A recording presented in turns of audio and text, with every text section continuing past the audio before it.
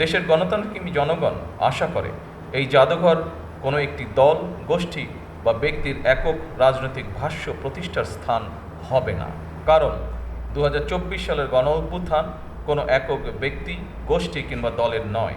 এই অভ্যুত্থানের মহানায়ক বাংলাদেশের গণতান্ত্রিকামী জনগণ। আমি প্রায়শই একটি কথা বলি, 1971 সালের মুক্তিযুদ্ধ ছিল স্বাধীনতা অর্জনের, আর 2024 সালের গণ অভ্যুত্থান ছিল দেশ এবং জনগণের স্বাধীনতা রক্ষার।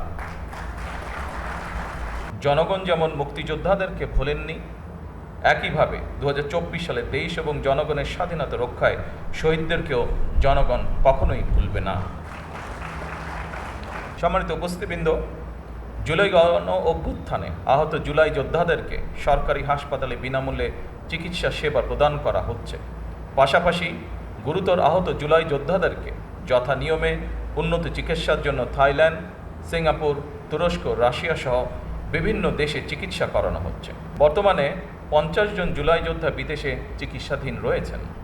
গেজেটভুক্ত জুলাই যোদ্ধাদের মধ্যে 13,000-এরও বেশি জুলাই যোদ্ধাকে তাদের নিজস্ব ব্যাংক অ্যাকাউন্টে শ্রেণীভিত্তিক মাসিক সম্মানী ভাতা প্রদান করা হচ্ছে। ফ্যাসিবাদ বিরোধী আন্দোলনে হতাহতদের রাষ্ট্রীয় উদ্যোগে সহায়তা করার ব্যাপারে বর্তমান সরকার অত্যন্ত আন্তরিক।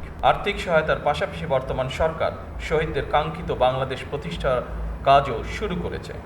এরই অংশ হিসেবে দেশ পুনর্গঠনের লক্ষ্যে 31 দফা নির্বাচনী ইশতেহারের পাশাপাশি জাতীয় সংসদের সাউথ প্লাজায় স্বাক্ষরিত জুলাই সনদ পর্যায়ক্রমে বাস্তবায়ন কার্যক্রম শুরু হয়েছে।